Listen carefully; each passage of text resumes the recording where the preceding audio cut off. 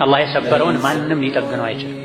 ከአላህ በመራቁ ምክንያት የተሰበረ ከአላህ በመቅረቡ የተጠገነ ማንም ሊሰብረው አይችልም፣ ሊያጎድለው አይችልም።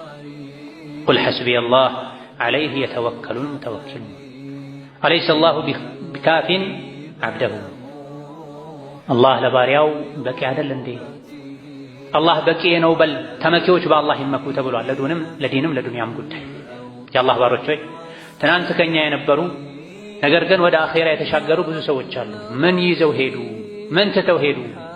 ከእነሱ እኛ ልንማር ይገባን። የሞቱ ሰዎችን ጠጋ ብለን አናግረን መልሳቸውን የመስማት ዕድል ብናገኝ ኖሮ ምንድን ነው የሚመኙት? ወደ ዱንያ መጥተው ፎቅ መስራት፣ ቁጥራቸው የበዛ መኪናዎችን ግቢያቸው ላይ ማቆም፣ ስልጣን፣ ዝና ማግኘት ነው የሚመኙት? በፍጹም አይደለም። ወደ ዱንያ ተመልሰው ቢመጡ የሚመኙት ማሳካት የሚፈልጉት ነገር ቢኖር ሶላት መስገድ፣ ከዛም ያለ ስጁድ ማድረግ፣ ሌሊት ተነስቶ አላህን መማፀን፣ ለረጅም ጊዜ ተመስጦ ዚክር ማለትን፣ ቁርአን መቅራትን፣ እጃቸው የያዘውን ሰደቃ መስጠትን የሚመኙት። አይደለም አኼራ ከሄዱ በኋላ እዚህ ዱንያ ላይ ራሱ ጣረሞት ላይ ያለ ሰው ረቢ እርጅዑን ለዐሊ አዕመሉ ሷሊሐን ፊማ ተረክት ነው የሚለው። ጌታዬ ሆይ እባክዎትን ይመልሱኝ። አላህን ያውም አንቱ ያልባህ ብሎት ጌታዬ ሆይ እባክዎትን ወደ ዱንያ ይመልሱኝ፣ ለምን እስከ ዛሬ የተውኩትን መልካም ሥራ እሠራ ዘንድ ይላል። ፈአሰደቀ ወአኩን ሚነ ሷሊሒን ከመልካም ሥራዎች አንዱ ትልቁ የሆነውን ሰደቃ መስጠትንም ይመኛሉ። ጌታዬ ሆይ መልሰኝ፣ ሰደቃ ሰጥ ዘንድ ይላል። ዛሬ ዱንያ ላይ ወዶ ፈቅዶ አምኖበት ሰደቃ ያልሰጠ ጣረሞት ላይ ሲደርስ መመኘቱ ምንም አይጠቅምም።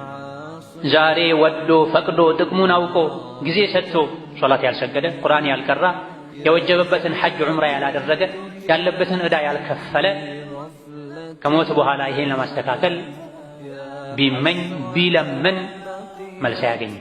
ዝም በል ይባላል። ይኽሰኡ ፊሃ ወላ ቱከሊሙ። ይህ ሳይመጣ በፊት እንተውበት።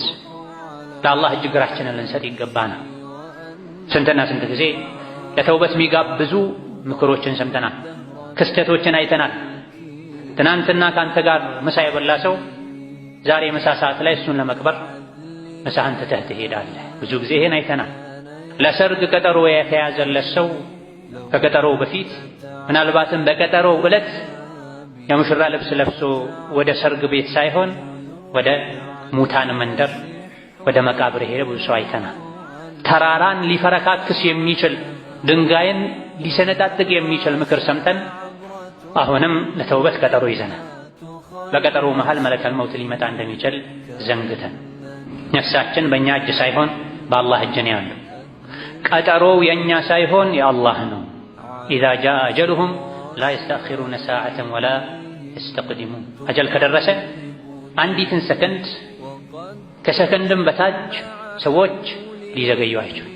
መኖር ስላስጠላቸው ደግሞ ቀድመው ሊሞቱም አይችሉም። ነገሮች ሁሉ ያሉት በአላህ እጅ ነው። ሁሉ በእጁ ለሆነው ለአላህ ዛሬ በፍላጎታችን እጅ ልንሰጥ ይገባናል። ነገ ተገደን እጅ ከመስጠታችን ተዋርደን ወደሱ ከመሄዳችን በፊት ዛሬ ጌታዬ ሆይ ወድጄ ወደ አንተ መጥቻለሁ፣ እባክህ አስጠጋኝ፣ አግዘኝ፣ አቅርበኝ ወደ አንተ ልንል ይገባናል።